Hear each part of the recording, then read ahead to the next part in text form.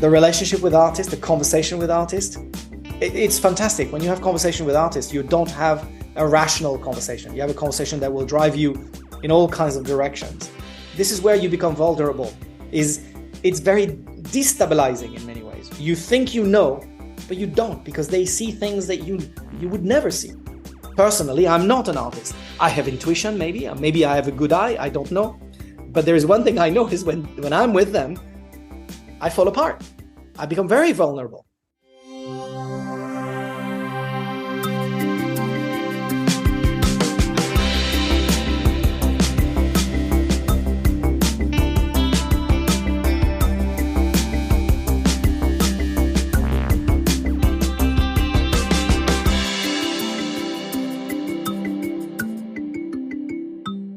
And I actually can't find my list of questions. So I'm going to start just by asking you, what got you started collecting art? Well, I think it's a little bit like the story, you sometimes you do things without actually knowing you do them. I was born in a family that was very much into art. My great-grandparents were sound and profound collectors and friends with a few impressionists, including famous ones. My grandmother was a painter. I'm French, so she went to École des Beaux-Arts in Paris during the war, the Second World War, obviously.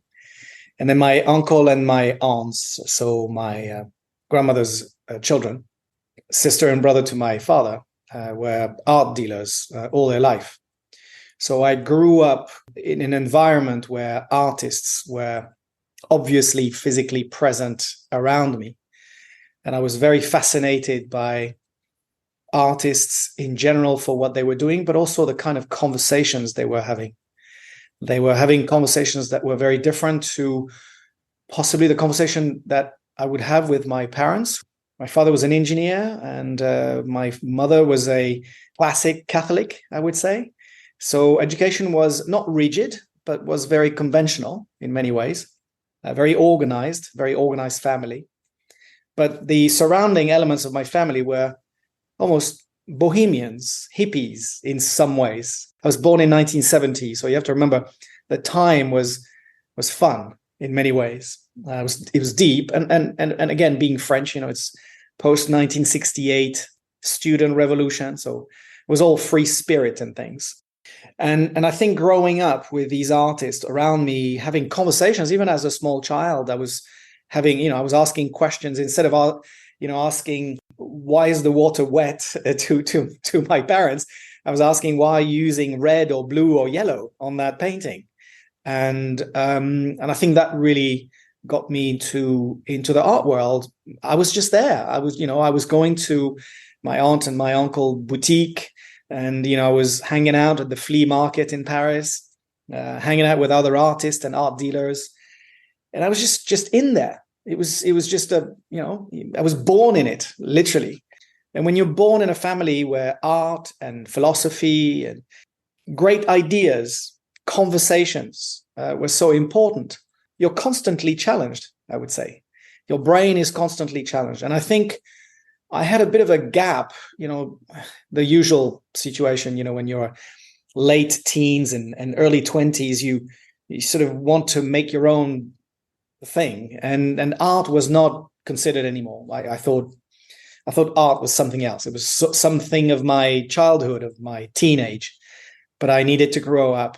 So for about 5-10 years, probably, I forgot a little bit about it. And then some sort of coincidence, I met one of the artists that I had met through the family when I was 25, 26 years old, I guess. And I saw her paintings. And her paintings were very strong, but they were very sort of what we call peintre de marine in French, which is she was painting the sea, essentially. And she painted something which is quite extraordinary. If you think of it, there's a painting from Gustave Courbet, which is called Red Sea, La Mer Rouge. And this painting is it's a small painting. It's actually a very small painting. And it's the sea when it's the storm, and it's very, very stormy weather, like in the west of France. I come from Brittany originally, which is a very it's a rough area of France. It's by the sea. People are usually fishermen, and she painted the reverse version of that painting to call it blue and La Mer Bleue. So she reversed the colors. And I thought the story of reversing an exercise that was by Gustave Courbet was absolutely fascinating. And I thought it was extraordinary. I thought it was very symbolic in many ways. There was an element of hope, in fact, because the sea was blue, although it's very stormy and very dark in many ways. There was an element of the blue was also, the blue sky and the light and so on. And I thought it was absolutely extraordinary. So that was my first purchase. That was my first proper painting purchase. So it was oil on canvas, large format, with a very strong link to history of art. And I think that created a new dynamic for me. I thought it was fabulous to have a strong painting in a room. I had a small apartment, obviously, at that time. I was only starting my career. And the presence of that painting in the room was enough to cover, everything else. You didn't need to hang anything else. You didn't need to have furniture, just that painting. And it's actually interesting because we moved in a new apartment just a few weeks ago, and we put that painting, which I still own, above the bed, and the presence of that painting is just absolutely extraordinary. So that's the start, but it's the physical start. The reality is, it was a start of in fact, the kind of declination of what I had done, the past 15, 18 years of my life, which is, getting connected with artists, with gallerists, who for me are very important people. They have a mission, those people, rather than art dealers. And I make a big difference between art dealers and gallerists. Gallerists have a real passion for artists. Art dealers have a passion for sale, for the commerce aspect, the trade aspect, which is important. I understand it's of course it's important. I'm not denying the importance of that, but it was really the two elements, the two pillars of, I would say, the rest of what it was to be a collector. And of course, after that, it's more than 25 years of history, I would say. I'm not that young anymore. So just to go back to that painting, what would you say that painting represented from you? Yeah, of course, it's a fundamental question, because I think that it is still the drive of my collection in many ways. In fact, I realize it. I didn't realize it the day I bought the painting, or even I saw the painting. I think I was attracted by the painting, but deep inside me, there's a lot of knowledge, in fact, of history of art, and because of my family, I wasn't necessarily reading books specifically, or I didn't go to some school, but because of my grandmother and my uncle and my aunt and my great-grandparents, everything was brought to me. So history of art was very important, references to something else, and the shift, the notion of the shift. You see periods, you see movements in art, and I'm very interested in the shift between one movement to another, or one period to another. So I realized that I was very interested in that.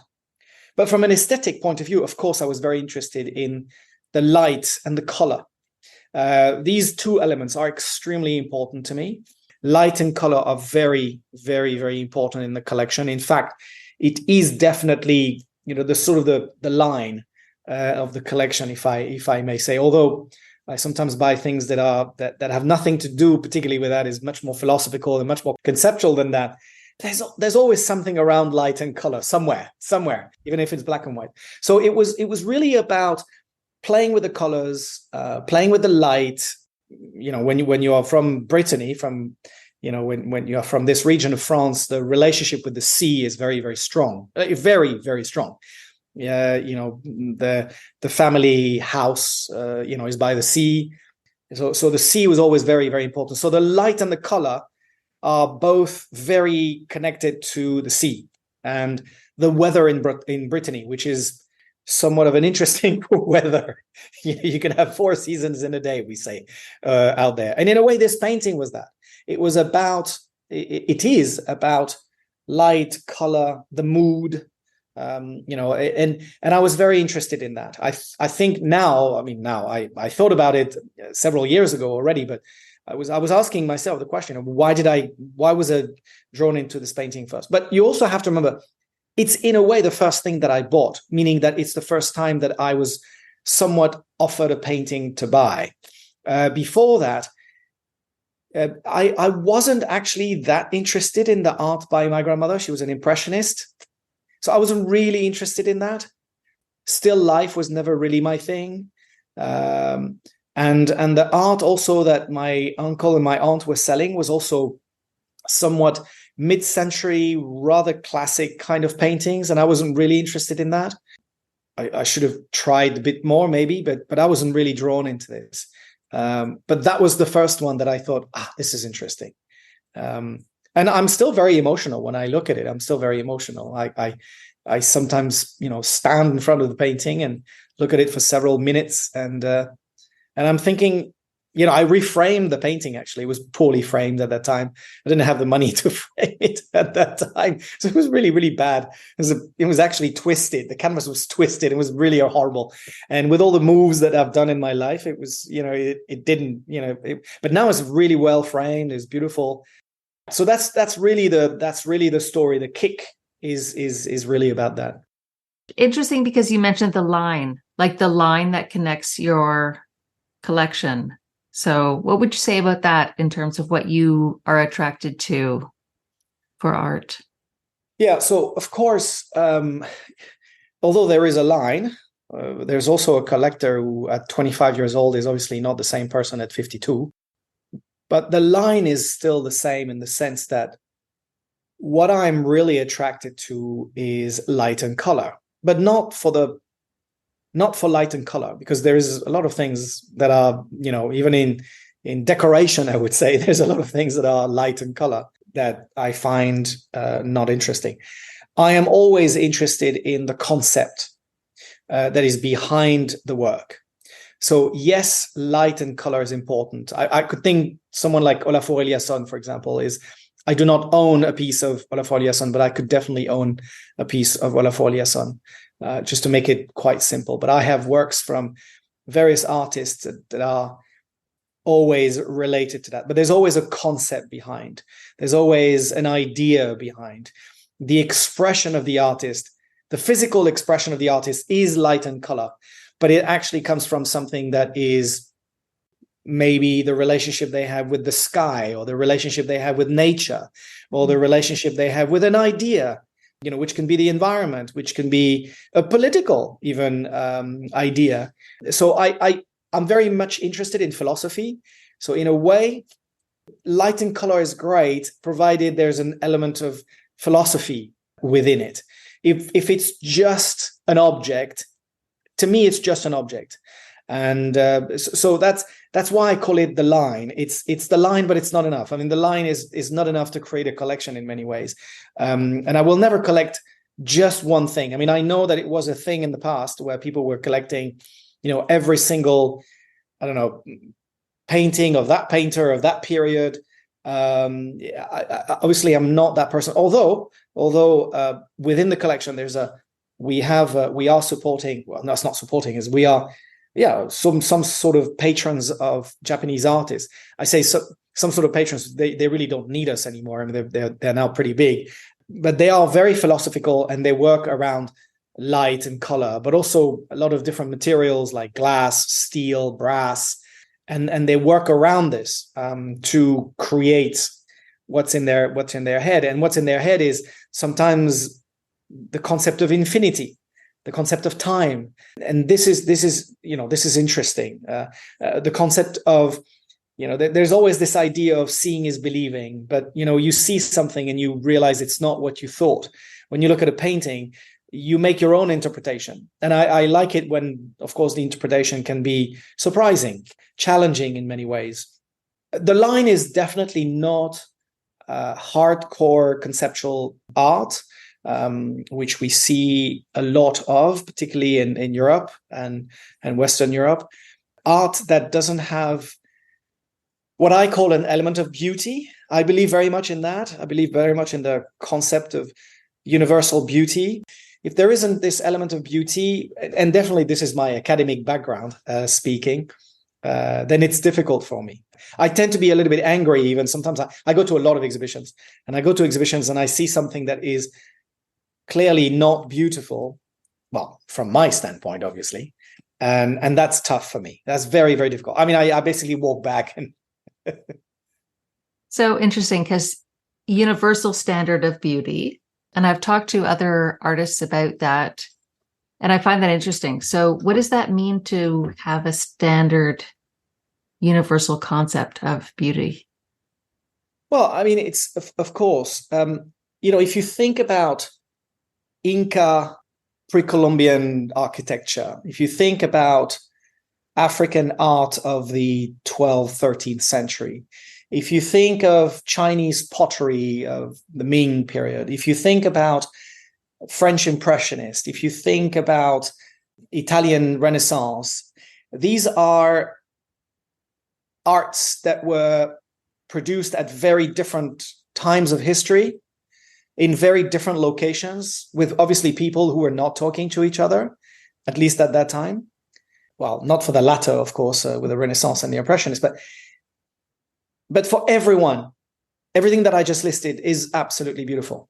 You can be a Japanese ramen chef and still absolutely recognize the beauty of Inca or Ming or, I don't know, African masks. And that to me is what I call universal. It's probably very difficult to explain from a scientific point of view. Maybe it is. I don't know. I'm not an expert, obviously. But it is obvious to me that there are certain things that are universal. And I can't explain them. I'm just realizing it, and I believe that if a Japanese ramen chef can recognize the beauty of, let's say, a sculpture of Olafur Eliasson, it's because it is universally beautiful. And it is because something within the artwork is universal and probably eternal. There is something that Voltaire said, which I think is very interesting. Voltaire said one day, he said, a classic is an innovation that lasts. And I love that, because a classic is universal. You think of a chair, I don't know, a chair by Carlo Molino or Arno Jacobsen. Whether you use the chair today or in the 50s or in 100 years, it will still be an incredibly beautiful chair. And it was an innovation back then.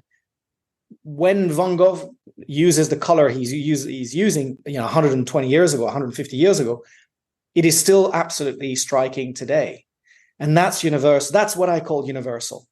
So I don't think you can explain universal, but I think you can realize, you can see it and accept it as universal. It's probably not a perfect explanation. It's probably not, of course, obviously it's my view on this, but I have a very strong belief in that. I have a very, very strong belief in that. I'm very lucky because I've traveled the world all my life. I live in the Middle East. I used to live in Japan. I lived in the US. Obviously, I lived in Europe. I lived in Africa. And I have been very lucky to experience, beauty in different forms. I used to live in Libya. And in Libya, you can imagine Libya with all the opinions that people had of Libya. But they have some of the most incredible Roman temples still absolutely intact.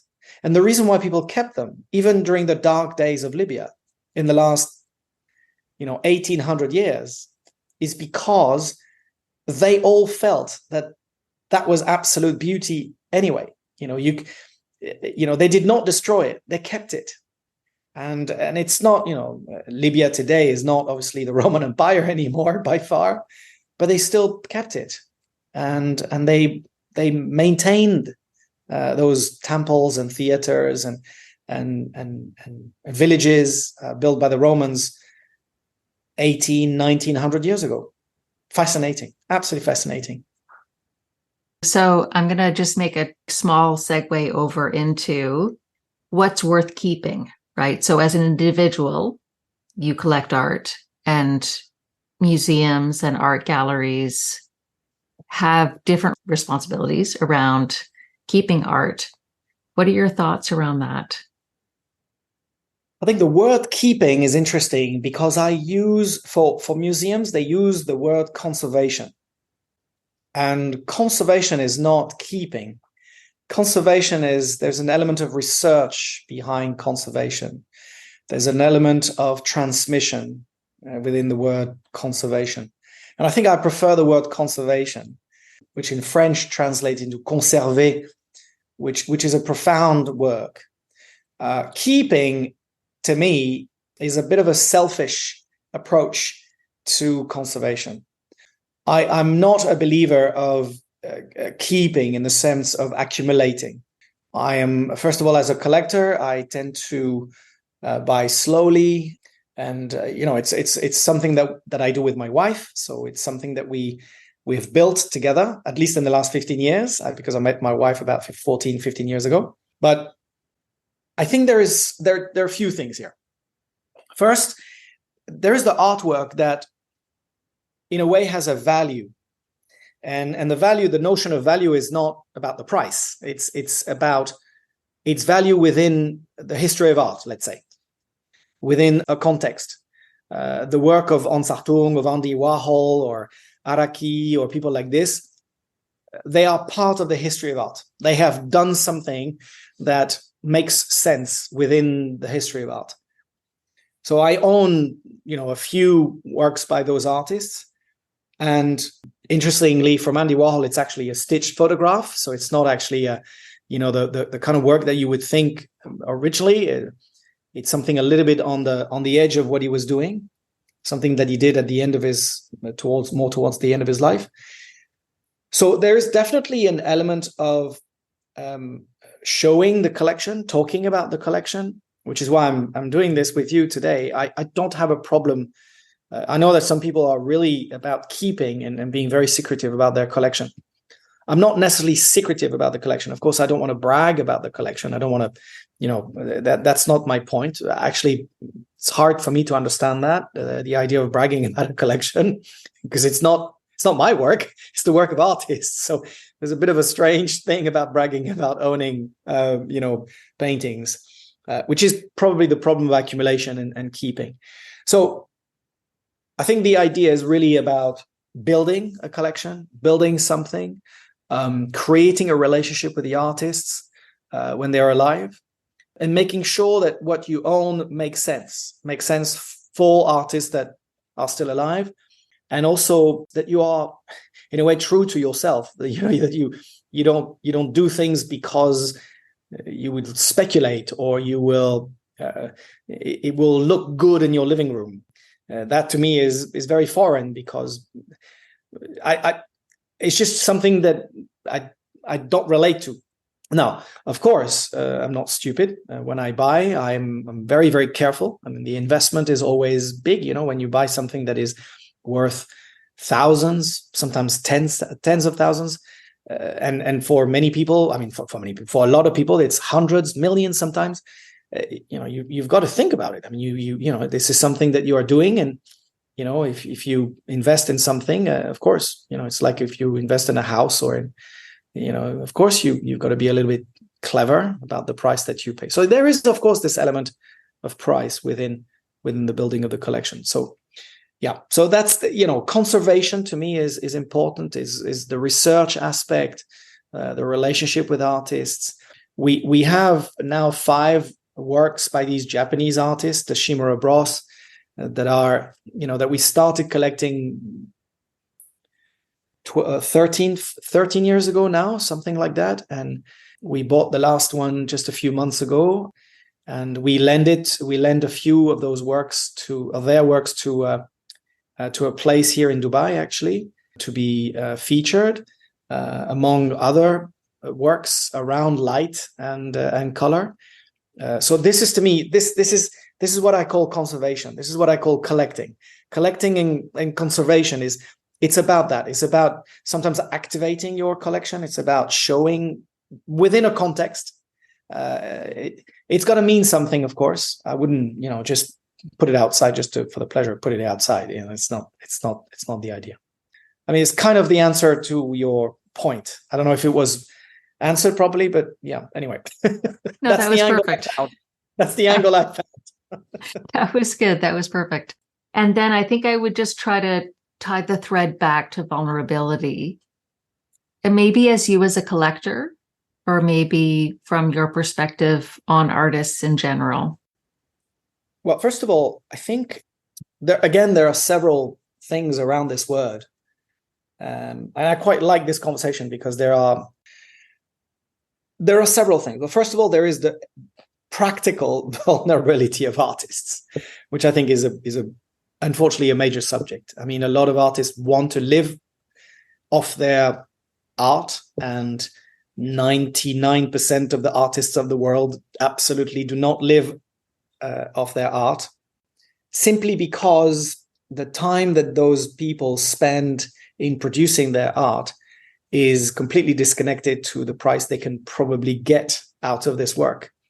Sometimes you get very lucky because a gallery will spot you and will promote you, and then you will be able to somewhat live off your art if it is a strong gallery, if it's a big gallery. So artists tend to be vulnerable from a practical sense of the term. And as a result, once you find an artist that is worth following, then I think you need to pay attention, and you need to really work with the artist to support them in many ways. Now, when I started being much more involved in collecting, which was about, 25 years ago was the first work, but the actual dynamic around collecting was somewhere around the age of 33, 36 when I started collecting. And I started collecting, and in fact, it's been the same process. So in fact, I always sort of balance between, I would say, the buying art from, let's say, historical artists, recognized artists with a certain value in a way. And I started with photography, okay? Because at that time it was still very reasonable, but the names were very strong. So it was actually really interesting. We're talking about 15, 20 years ago. You could really buy very, very big names for not very expensive. So it was fantastic. I bought some incredible works at that time. And in a way, it allowed me to continue, because that's, a few years later, I did sell a few of the artworks, and allowed me to buy, bigger works from bigger artists. So that's one angle of collecting. The other angle is I always wanted to collect younger artists that are sort of in the beginning of their career, not yet established, and artists that I would see in, sometimes there were artists that I would follow in, at the end of the art school, there's always this prize, and they do their first exhibition. And I always liked that. My grandmother went to École des Beaux-Arts, so maybe I was connected to that.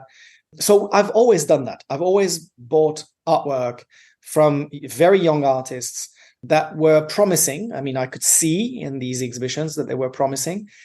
And of course, the artwork is usually very reasonable. You can buy some, big paintings or big photography or, large formats for a very reasonable price. And the talent is definitely there. Now, the quality may not be mature. There might be a journey before they reach the quality that they will hopefully reach and get to. But the talent is there, and I like that. So it's always been, between those two. So clearly, when you identify, an artist that you think has definitely talent and you can support, then it does help on the practical vulnerability of the artist. And we did that with these Japanese artists who are now, big enough, and they can live from their art, and it makes a lot of sense. Then, of course, there is the other aspect of vulnerability, and we can talk about this word and the concept of vulnerability for hours, I guess. But there's also the element of what I feel when I'm in front of an art, a piece of work. And sometimes you're sure you're looking at something amazing, but the reality is that it's the border between the border between something amazing and something not very good, that border is very fine. That line is very, very fine. And we see that every day. Between what Basquiat did and what other people who tried to copy Basquiat is, Basquiat is obviously very strong. And there's a lot of artists who try to do what Basquiat was doing and never really achieve that, that strength and that power. And I think then this is me being vulnerable, I would say, in the sense that as a collector, I become very vulnerable. But not as a collector, as a collector, as the buying art, but in front of the work, I am suddenly very vulnerable because I am not sure what I'm seeing. I'm not sure if this is actually good or not. And in order to grab the quality or grasp the quality of the work, this is where research is important. This is where really going through the history of the artist, the background of the artist, what the artist actually has to say, but not necessarily because he talks, but simply because of the different works that he has done before, his journey or her journey. And that helps me in many ways to sort of define the quality. And it's interesting because I'm looking at some of the works that I have here, and I went to Japan over the summer, and there was a David Hockney exhibition. And it's very interesting because I was in that exhibition, and there were works from the 60s, 70s, very early works of David Hockney. And then, of course, there was a lot of his later work, the work that he did on the iPad, and very colorful works that he did in France in the forest. He does these things. And I'm being honest. I thought his early work were absolutely incredible, and I didn't appreciate so much the later work. And that's the sort of the last point of the vulnerability, is you realize that an artist and a collector can sort of fall in love with each other, and then you realize that the whole thing falls apart. It falls apart because the artist doesn't have the inspiration anymore. And I'm not trying to say that David Hockney doesn't have inspiration. I would never dare saying that, but we are in a very fragile environment. And I always give the analogy. I mean, it's very difficult to explain this in the context of fine art, but it's much easier to explain this in the context of pop music. So I always give the example of Michael Jackson. Michael Jackson did two incredible albums, Off the Wall and Thriller.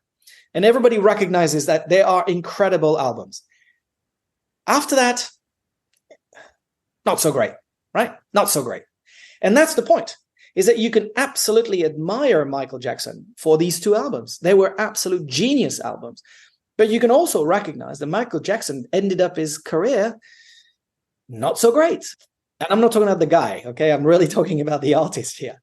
And I think this is a very strong element of, the conversation around the word vulnerability is, yes, artists are very vulnerable. They are vulnerable in the beginning of their career because it's very difficult to make a living out of it. But it's also very difficult because people are always expecting, collectors, viewers, whatever, the public, the audience is always expecting the artist to top what they did.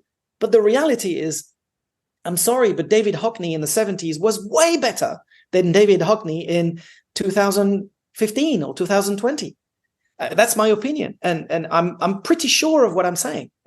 Maybe it sounds very arrogant, actually. It probably is very arrogant, but it's okay. It's fine. It's all right.